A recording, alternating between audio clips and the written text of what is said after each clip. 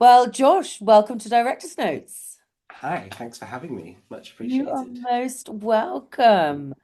I am going to let you sort of take the reign and please introduce yourself and the film we're going to be talking about today. So my name is Joshua Trigg. I'm a film director and I wrote, produced, directed, did the first six cuts of Satu Year of the Rabbit, which was finalized this year on the festival circuit and stuff. So yeah, Satu is an epic film, shall we say? sure, yeah, that sounds cool. I don't know about that, but that's a fun way to put it. I was rewatching it this morning, before the interview, just to sort of refresh my mind, and it took me to balmier climes, let's say. Yeah, yeah. So the film sets in Laos. Yes, yeah, yeah. How did you, as an English filmmaker, end up making, as we were mentioning, a totally independent film based in Laos, all spoken in Laos, like every? Yeah. I want to Yeah, know it yeah, yeah. all. Yeah, I mean, so there's like I guess a few different parts to that. Firstly, I never know how to label myself because I was born in London, but I was brought up in Wales and Spain. So I kind of like lived in London a few times, but I wasn't there very long. So it was only my adult life I came back to London. So I don't know if I ever can call myself an English director, even though I was born here. I don't feel very English. I yeah, anyway, so I feel very the film is about has elements of identity crisis things and stuff, so there's a lot of that internally that I've always dealt with, and it comes out on screen, without going into too much detail about that. But anyway, so I just said it first because I don't know how to put it. I don't think I'm English, but I've got a passport for this island. That's all I know. Anyway, so To be fair, I feel the yeah. same as you, Do you and know I what I mean? often, Like, and I've moved yeah. around a lot in my life, and then when I don't know cultural references, I just say to my friends, I was like, I'm foreign. Yeah, yeah, exactly. Yeah, I feel usually quite lost being placed anywhere in particular. But so I think that like is part of the reason why I've been working down in Southeast Asia for the last like 10, 12 years. So I've always just wanted to make films, feature films. That's always been my life goal since I was like 6 years old, and I've always just been making films. But I knew I needed to make money to survive to make films, so hence commercials, music videos, mini docs, anything to survive while making films, right? So it took me down to Southeast Asia. I work a lot via Singapore. I've worked in the majority of countries in Asia by this point, which is, yeah, I fell in love with Laos as a country. We were shooting some mini docs there for Toyota, which had nothing to do with Toyota. It was purely sponsored by. It was about young musicians that want to be classical musicians, which is mad because you've got these kids that are like 12 from Brunei or from Laos, from Thailand, from everywhere you can think of in Southeast Asia, and you're like Cambodia, and you don't expect classical music to really resonate in those places. In Cambodia, it was very interesting because they obviously like everyone was killed by the Khmer Rouge, right? So like all the musicians, all the artists, so the kind of aspiring musicians in that country, they really like have this heavy weight of the kind of forefathers because they were all killed. So they're re-bringing back this kind of like um, philharmonic orchestra trying to, but they're just kids, and then there's so much weight to it. Like emotional weight to it, the way they perform and everything. So it was a very interesting set of documentaries we've been making anyway. But in Laos, I fell in love with definitely the people and the team down there that we were working with because they were passionate about narrative. There's only two production companies in the country. There's only three cinemas in the country, right? So like talk about underdog kind of space. So Yeah. I got on really well with them, and between that and we had a week off in between traveling between a couple of different countries, and so in Laos in that week we just drove as far north as we could. Me, my DOP from Cornwall, and my sound guy from Italy, and yeah, we just like fell in love. Came across this little red temple in the middle of nowhere. Now I know the landscape really well. It doesn't seem so in the middle of nowhere, but it's just this tiny little adorable like little red temple. And I was just like, I'm in love with this like location. Is just mind blowing, and the country is physically stunning. So Yeah, I mean, the um, yeah, cinematography does itself, doesn't it?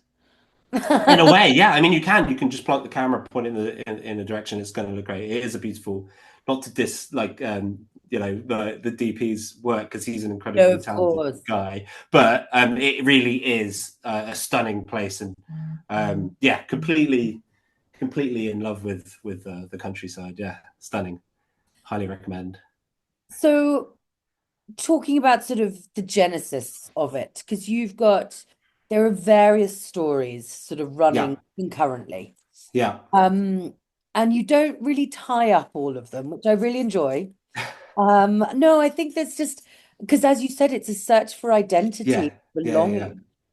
How was the writing process, sort of getting all those stories aligned? Yeah. So it's funny because the film won the like Grand Prix basically of this festival in Japan called Nara International Film Festival, which I highly recommend.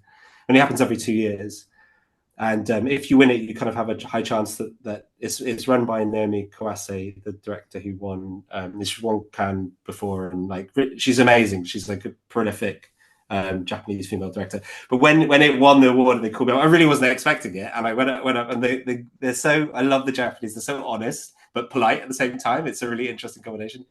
And the guy who was like head of the judging panel who gave me the award, when they translated it, I was waiting. I was like, oh, okay, oh, thank you so much. Thanks so much. And they translated it, and it was like, I thought there was way too much plot in this film. Da, da, da. But it'd be really interesting to see what you'd make if you make a film here in Japan. And so I was like, yeah, that is it.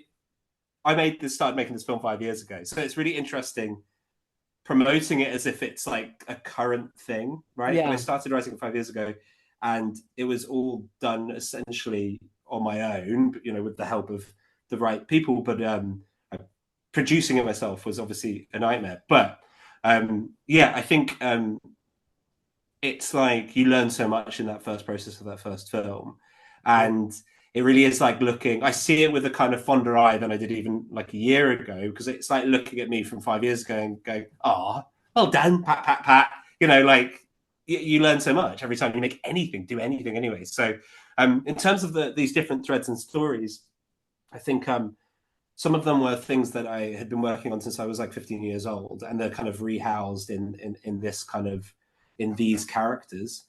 And there is quite a lot of plot in it, and I think there's looking at the film now, I think it kind of actually there's an endearing quality to all of it. There's something childlike about the whole film, and I think that's kind of why it still works. Whereas, like I plan to grow with this and kind of like refine these elements, but actually considering the characters' motivations and stuff, I think it really holds them up in a nice childlike light that really works for the film in the end. But yeah, you've got the main plot, which is obviously this girl um, trying to find the boy's mother, Satu's mother, with him, essentially, so that she can kind of write this story and get into this university in Hanoi. And they both are different versions of me in my life that I kind of took. I wanted to be a film director. That's her. She wants to be a photojournalist. I was been trying to kind of understand my childhood relationship with my non-existent father, and this boy's trying to find his mother. They're simple character arcs, and they kind of cross over. The biggest challenge was trying to figure out, like, is it a duo thing, or do we like weight it in on one character? So I kind of aimed on weighing it in on her a little bit more. yeah, It's a bit easier for an audience to kind of like connect with one character as a main character. So I kind of in the end, thinking it was a first feature, I wanted to feel a little bit more defined and focusing on her. And then you've got the mother obviously in the background, which without ruining it, there's obviously like a reveal that happens there. She's learning about what it feels like to abandon her child, right? She's obviously ignored that, and she discovers this washed up North Korean dude who's on the run from North Korea, which is the biggest question people ask. I don't know if you were going to ask anything on that, but that's something people always ask me on. Is about this North Korean character that she kind of nurses back to health, who also has had to abandon his family, so they deal with this abandonment together. There's a lot of abandonment themes in the whole film. Obviously, like something personal that just like spewed out into the script. I almost see the whole project as a study, really, still at this stage. Even though it took my whole life to get to this point, it still very much feels like learning curve number one. It's like, yeah, it's been an interesting journey. I mean, and you spoke of the themes of abandonment and that being something that you sort of brought from. But what I really took from the film was this huge, kindness and love of humanity. Yeah. Just everyone is so beautiful and in their own stories and in helping each other. And that was really my main takeaway from it. Okay, that's cool. I like that. I think I have heard that feedback before. It's definitely got positive messages, although it kind of, I don't want to say ending stuff, but No plot it does. spoilers. Yeah, no, nothing too spoilery. Yeah, I think that ultimately I do, though that has been tested much, I do believe in humanity to some extent.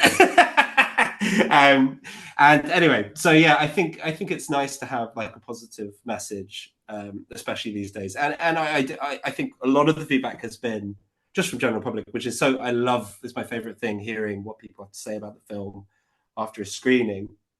Is just how there's so much doom and gloom out there, and even just kind of in our entertainment. And I love. I mean, I'm a sucker for like apocalypse stuff, like Silo, or I love that stuff. I'm a sucker for it. But I think it was really enjoyable to write this, and it be like just focused on kindness and positivity and coming together, and in a way that is culturally relevant and reflects the culture.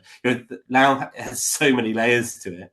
If you kind of rip apart kind of government and religion and culture and history and communism and all these things, at the end of the day, you go past all that within seconds. I mean, everyone's just super lovely and Yeah. just really kind, and they all look after each other. But outside of the constraints of the structures of the kind of the power structures, it's very much like when you get past that kind of control of any government, they kind of act in a very true camaraderie that is completely separate from that.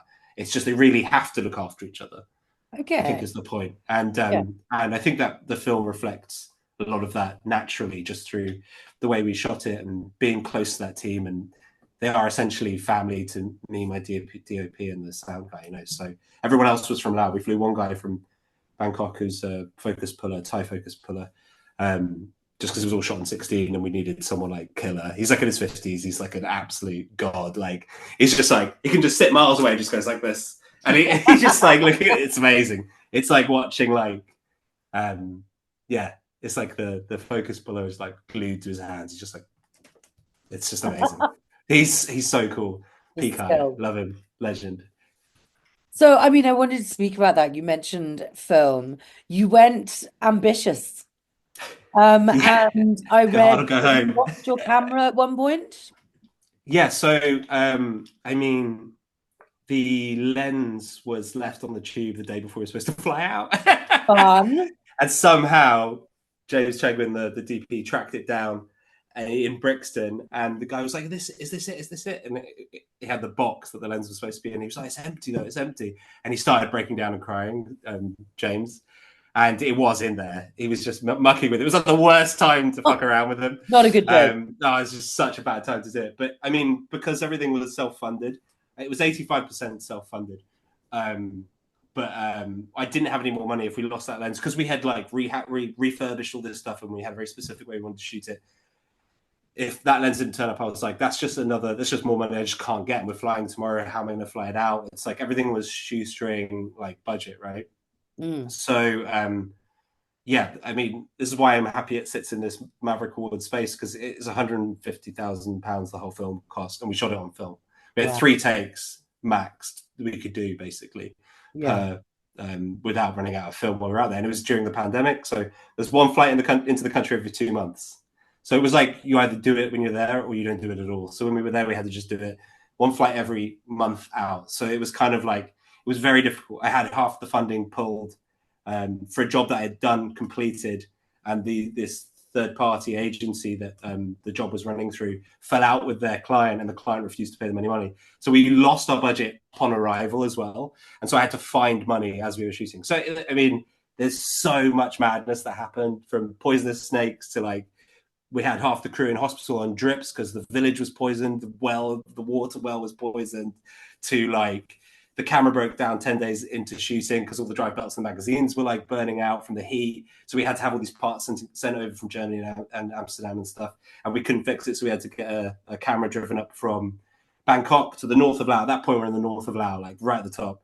Like you're going to only get there by boat. Had to get a camera driven up by my friends in my Thai team that I work with commercially, who are helping me. And they drove it to the north of Laos. We had to smuggle it across the river. We had to smuggle the film out of the country, like everything, because we couldn't do everything in the time frame that they needed it to be in this bureaucratic way, like 2 weeks waiting for paperwork. I was like, it's now or never, we have to do it because we just don't have any money. So it was like, yeah, so much madness, a lot of under the table stuff going on to make things happen. Brutal, I mean, but you fun. wouldn't know. It is the fun, but you wouldn't know the story sort of flows serenely yeah, through. yeah. So this was lovely. This is so easy. Everything seems so nice. Yeah, there is that. That's good. I'm glad that's the way it comes across. So everything, you're shooting on film, you don't really know what you've got. So you get home, what was the next stage like? How was the film sort of remade in the edit, as does often happen? So because we had such little amount of film, it was kind of shot how it was supposed to be shot and edited kind of how it was supposed to be edited. There was kind of not many other ways to cut the film. Okay. So I think it is pretty much as per the script. It was more just tightening it from like a 2 hour cut down to an hour and a half. There we didn't even see any of the footage until we finished shooting because we couldn't send dailies back. I didn't even have a monitor for the first 10 days. It was just all through the viewfinder. So it was very old school filmmaking, which is great. It's like super like, it's a good way to learn, I think.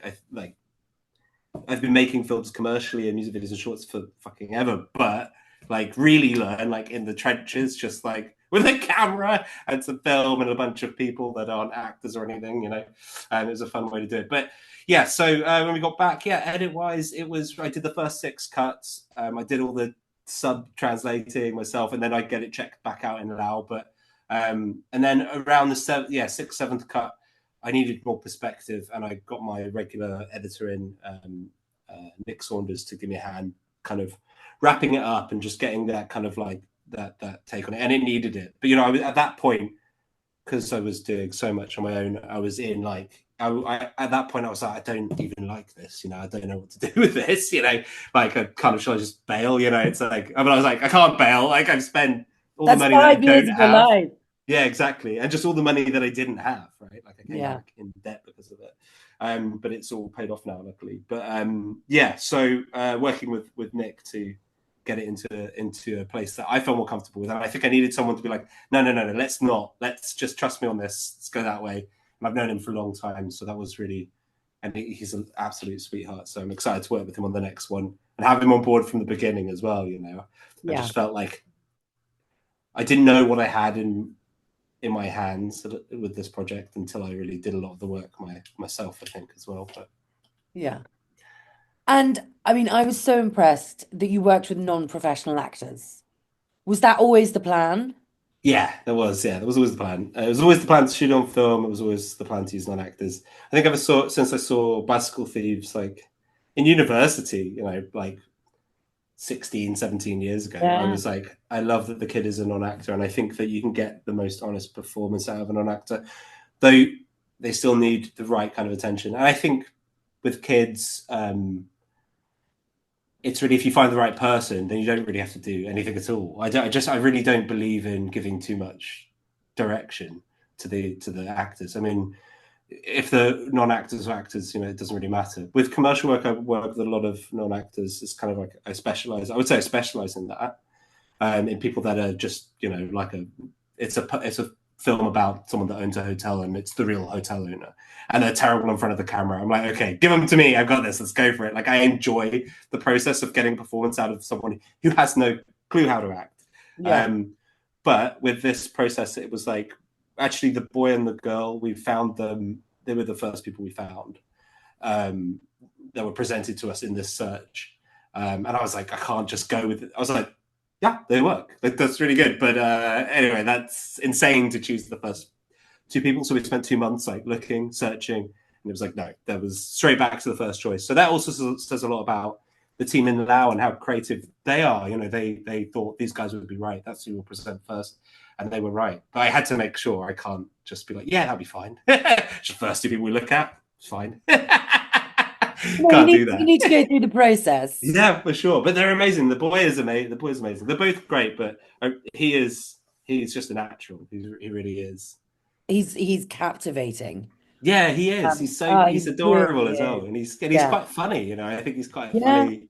He's And there's, I know you were talking earlier about sort of the childlike quality to the film, but, and Bo mentions it as well, that he's old beyond his years, because of living yeah, with the monks. And he does, he's got the wisdom of yeah, a 50-year-old man. yeah, yeah. It's weird, isn't it? I think the reality is obviously like it's mostly scripted, and that is kind of we did like 31 revisions and me bouncing it back and forwards with the team in Lao and like checking like cultural relevance. And I wanted to make a film that was relevant in Lao. It wasn't.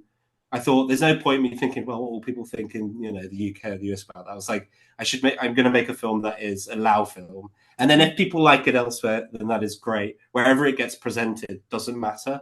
It just has to be true to them, and then everyone else can, whatever. It doesn't matter. It's like, great, you like it or you don't. But really, if it's relevant to people in Lao, then I'm like, then we've done a good job. We've made an honest film, and then see how it goes elsewhere. And the Yeah. reality is, I think that makes sense. I always struggle with stuff that's like, we watched Memoirs of a Geisha, which is awesome today. I'm like, why is it in English? Why is it not in Japanese? It like blows my mind. I get it, I feel but exactly the same. I have the same reaction I about don't know film. why. It just kind of upsets me a little bit. But yeah, I do get it. It's just commercial They viability, can be right? But beautiful films, but I think you lose something. it just kind of breaks the wall, doesn't it? A bit. I mean, I'm Yeah. like, yeah, it's in Japanese that'd be great, and also like if it was all like Japanese cast as well, it'd be even cooler. But like they're all amazing in it. Obviously, it's a great film, but it makes it Hollywood rather than kind of. It'd be cool if that was a Japanese film. I don't know. I'd be more in love with it, you know. But yeah. And this was sort of, as you said, and we've touched on, and your nomination for the BIFAs are very much an independent film. Yeah, yeah, yeah, So, I mean, what does it mean to you as a filmmaker, we all know how hard you have to yeah, work for all the pieces together yeah. to have made this film and for it to be recognized? So I think it's interesting to see how each country takes the project. I think that's been the most fascinating part of it. But obviously, I think like spending a lot of time in this country, growing up in and out of London or Wales or whatever, essentially connecting with a lot of British filmmakers. It is, there is a lot of conversation around. It's just hard. It is hard to get a film made. At the end of the day, it costs a load of money, whether you do it independently or not. And where does the creative control sit and all this kind of stuff. And I think that definitely myself and some people around me in a similar kind of age range who are trying to make features and stuff, I think there's always this feeling like, you know, like maybe there's not enough support. And I think everyone feels, but I think the reality is everyone feels like that. Mm. It's like if you go down the establishment route, it's going to take you forever, and you will eventually get there. And yes, you might have more support, but even getting into that rhythm is super hard. So it does mean a lot to me. And especially that it's like represents specifically independent film, because I do think like, Exactly. there's still, I mean, at the end of the day, my film is still the lowest budget film in that whole festival. And it was the one, I don't know which other films were shot on 16, which was shot on film, but we still pulled off shooting on film. And so it It's kind of, notoriously expensive. yeah, which is obviously like a stupid thing to do. Like I definitely should have done that, but I knew that I was like, it was a gamble. I was willing to take it because I wanted to start how I wanted to end. So I want to Yeah. shoot on film. So it means a lot because it just means that someone's taking note of it. I think that's what was the most important thing to me, because I did feel like it's getting picked up in Japan. They're going to like it in Asia and stuff. The US weren't interested in, don't seem to be very interested in it at all. Rhode Island kind of picked it up but didn't screen it. So it was really important to me. And Raindance, what it represents is really critical. And I kind of was like, it made sense for it to play there. And so I felt more of a sense of relief Obviously, you spend 5 years making something as well. You want people to see it, but it kind of gave me a bit more faith in the British film industry again. But the reality is, it's hard everywhere to make films, and it is the kind of film that somewhere in France, I would imagine, would take a little bit more of a liking to. They're a bit more open to world cinema and slightly more obscure stuff, and I Yeah. think our market tries to be a little bit more mainstream. So it gave me a lot of it made me a bit more excited to be here making films, and kind of, yeah, it means a lot. Actually, it means a lot more than just the award. Actually, the award doesn't matter that much. It's like, I'm like, okay, all right, cool. We still want to make stuff that's a little bit different, because I did feel like it feels hard to make stuff that is off the wall and to get any support for it. And definitely that didn't happen with this film. But now Yeah. I've made it, I feel at least there's a celebration of it a little bit. Yeah. And I think that's the important part. Absolutely. I mean, this year I'm really impressed sort of by the lineup because we here at Yeah, Dove. there's cool stuff. Yeah, Kneecap Yeah, looks because we're awesome. Can't wait to working see on it. the Douglas Hickox Award, which is the Yes, the debut.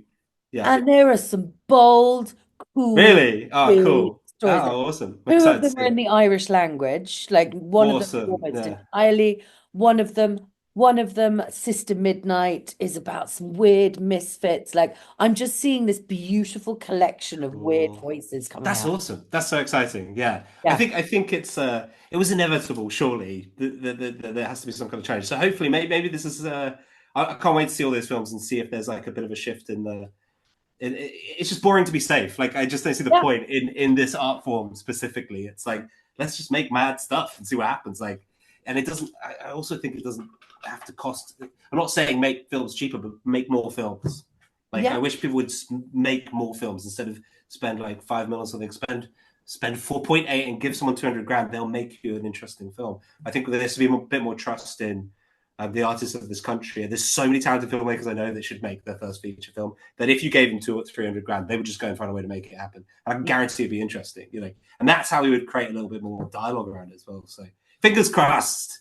Yeah, no, that's Well, great. I mean, what did you learn, throwing yourself into the lion's den, so to speak? I mean, you learn a lot about obviously just filmmaking, but um, I think the reality is that if you don't think you're someone that has the patience for the institutional direction of making films, and you don't have a foothold in the industry in any other capacity, um, even the commercial industry, it's a completely separate industry. It just doesn't function in the same space. Yeah. Just you have to just go out and try and make something happen. Even if it's just shooting in a week in one location, whatever, you just have to go get going with it. Not that sounds more like advice than like what I've learned, but that's ultimately what I had to do. I was under in my mind, I was under pressure because I was like, I'm 36 now, so I was like 31, 32, and I was like fell in love with someone, and I was like, oh no, like this means like more responsibility and more people to worry about. So I was like, if I don't make this film now, I might not be able to make it, because it's not. It takes 5 years. It's going to probably take you 5 years. So kind of crack on with it, basically. So I think the thing I learned was just like, it's good to take risks, but yeah, maybe not too often. So my only huge life risk, I think, outside of going to Iraq, that was a bit risky. But yeah, But I felt you like kind a of just have lot to go for it. happened to you, during that risk. Yeah, for sure. I mean, you definitely grow. But yeah, I think ultimately it's rewarding. So I think that's the most important thing. It's rewarding. Met a lot of amazing people. Yeah. You just have to really fucking work super super hard for it, and that's fine. But I do look forward to having a bit more support on the next one. Yeah. Um, And I yeah, think that's what you do. That's what you earn. You prove who you are. You sort of show your authorial voice, which you've very much done. yeah. So I what is appreciate next? that. What are you working on now? So, well, I've in a couple of weeks I'll find out if we make this film in Nara in Japan. So basically, if you win the festival, then there's 5 directors that go up for this. Basically, it's a fund, and then you have to turn around a feature film in Nara in 2 years, and only Kwase Exec produces it. So yeah, I find out in like 2 weeks, so I'm excited. Who knows? But now I've kind of started working on it. I'm like, kind of want to make it anyway, so I'm probably just gonna try and find the money and find a way to do it Yeah. anyway. So I think it'll probably be in Japan, probably at least in Nara. But there's a chance of that. So yeah, let's check back in a couple of weeks and see, and I'll know. Amazing. Well, look, thank you, Josh, for talking to us about the film. Thank you very much.